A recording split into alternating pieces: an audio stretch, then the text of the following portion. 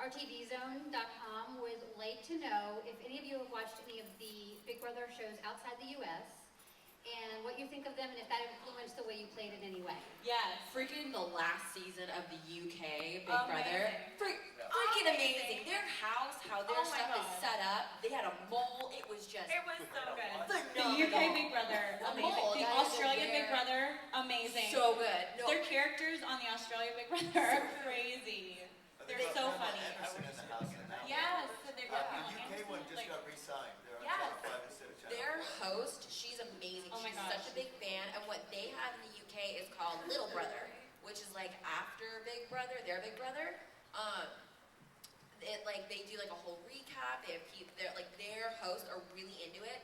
And in Europe, Big Brother is the it show. You turn into a legit celebrity afterward. It's an all big to do when you go in the house, and when you come out of the house, it's just like you will be in tabloids, you will be in magazines, you will be like invited to. They have a tabloid especially for past Big Brother house guests there.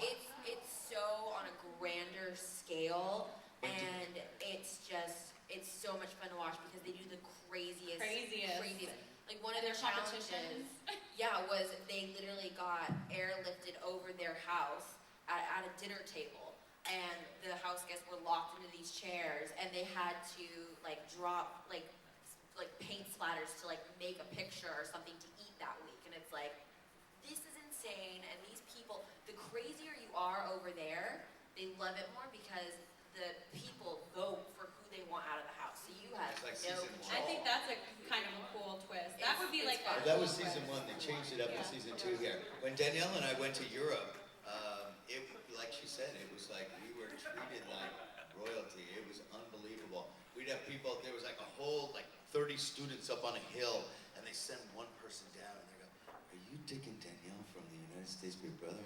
Yeah. And he runs back, he's like, "I told you it was them!" And then they all came down and wanted pictures and stuff. And everywhere we went, even in Europe, our show's not shown in Europe.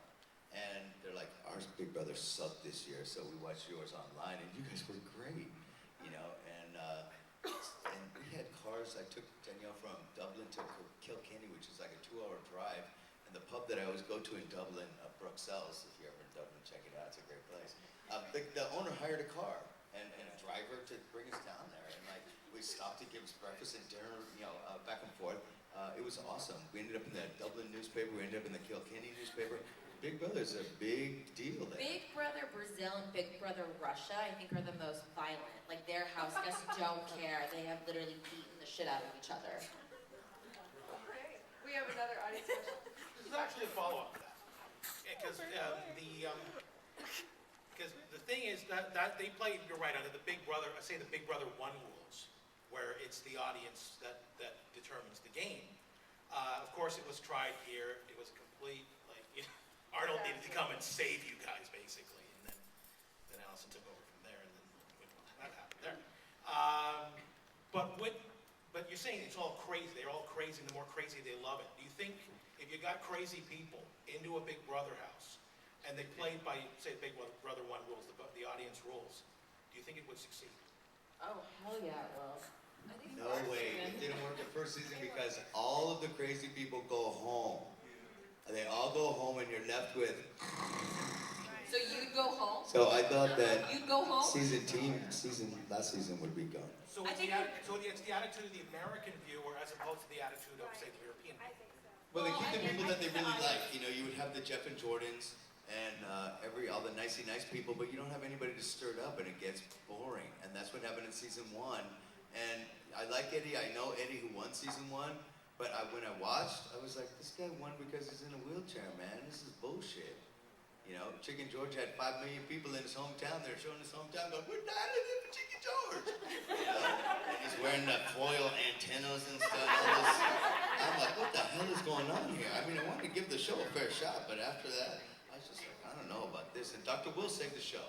I don't care what anybody says. Dr. Will saved this show. He was like the Richard Hatch of Big Brother, honestly. Do we have any more audience questions? I actually have 2 questions. The first one is for those of you that made it to the jury house. What is the experience like once you're in the jury house? I think it's crazier than Big Brother. Our jury house was awesome. because we had like a full arcade, and it literally depends on like where your house is, what you get. It's just fun. Season 12 Jury House. We should have had cameras in that. I had a different experience. Every Friday I'd wait for the cameras to come so I could tell everybody my wife was fine. And then it was the 2 days of nobody talking to me while I played Nintendo Wii in my closed off little sheltered room. And then soon they'd come around, and right when people started liking me again, another person would come in, and I'd tell them my wife was fine, and it was like a snowball ever, so they all hated me again. And that just happened until it was time for finale.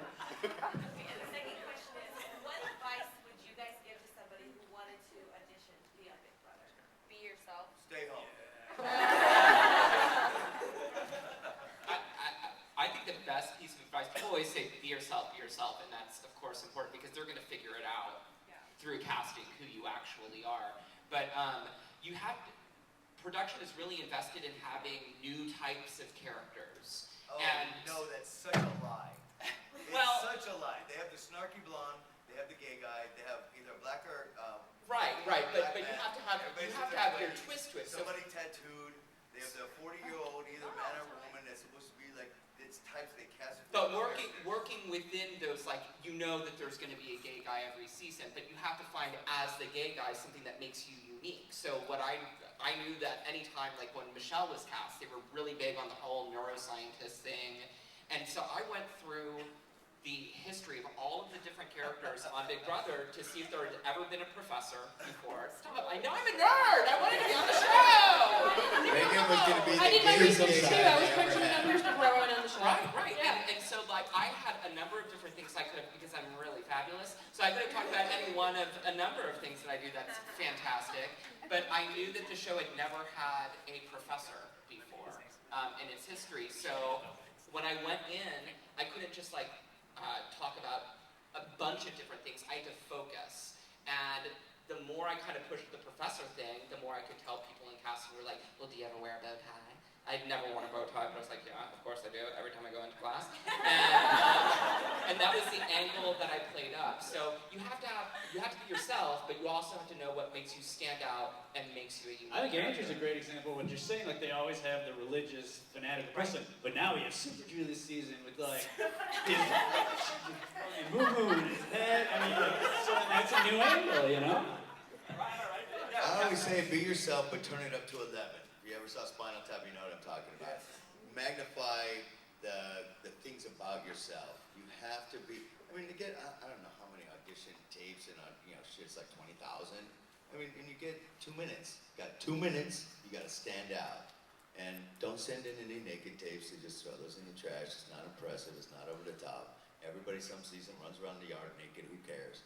They're looking for personalities, and they're looking for people that aren't going to sleep all day and actually be entertaining. As someone who's been to semifinals probably 6, 7 times, and I've been through my abysmal failures of semifinal auditions and kind of honed my craft, I think one of the most important things is no matter what question you're asked, no matter what you think about it, never go, I don't know, I don't care, it doesn't really, I don't care either way, yes or no. Have an opinion about everything you're asked, because that first, I don't know or I don't care, you're gone.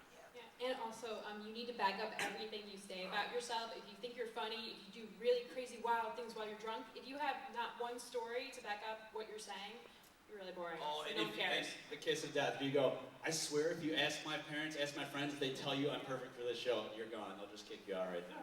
Because they don't care to ask your friends or your parents. They want So when Michelle went in, Don't they say actually you're a made her person, do a brain people surgery. person. Just show, and rather than, I guess I would say show rather than tell. Don't say, I'm really outgoing. I'm really smart. Just give examples of, who you are. Yeah, down front. I just wanted to ask whatever happened with you and Brittany? Lane doesn't talk. Oh, good question. Another showman's question. Well, actually on the show, we never knew that we were being portrayed as, whatever love relationship. She's a great friend. She was like my sister in the house. Really? We were dry humping her all season. I got BS. No, it was production edited. I like when people always do that, even in real life. They're like, no, she has a boyfriend? No, I didn't really like her. We were just friends. But now she's in New York now, but no, we there. still Come stay on. in touch and try to talk all the time. we gotta start wrapping things up. Do we have any other audience questions real quick? If not, then I'd like to just go around one more time. Tell us, I would like to just know from everybody, would you go on All Stars if you were asked? And what have you been up to since Big Brother? We can skip the All-Stars question for me. It would never have me back. Since I actually blogged about season 12, I'm still, so I'm, that was really brutal. I'm just kidding. But no, so I'm still doing the writing thing and pursuing entertainment hosting. Same thing I was doing prior to Big Brother, doing the same thing now. Well, one with All Stars, I would definitely go back. Competitive, want to win. That was on my bucket list to do before I died. Got on the show, but didn't win. Damn it. I'll be sitting back there. Yeah, right. Sit back here now if you want. But what I've been doing since Big Brother, I'm still a scientist, but I don't work at Caltech anymore. I work for a private company, 16 bottles, and I develop health and beauty products for them. And I just launched my own diet supplement, so very exciting. She experiments on puppies.